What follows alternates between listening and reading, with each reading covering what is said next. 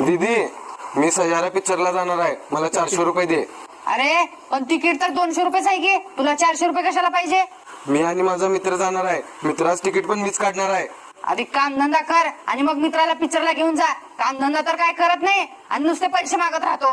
ठीक आहे दीदी, मला पण नको तुझे पैसे बिशे. आजपासून तुझा भाऊ स्वतः पैसे कमवल आणि स्वतः खर्च करल. अजिबात तुला पैसे मागणार नाही. मी पण लय स्वाभिमानी आहे. हा जा जा, लय छान आहेस.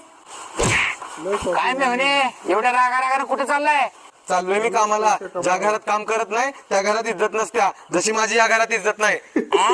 गावात काम करत नव्हतं म्हणून बापाने हाकलून काढलं आणि आज दीदीला पैसे मागितलो, दीदीने पण हाकलून काढली.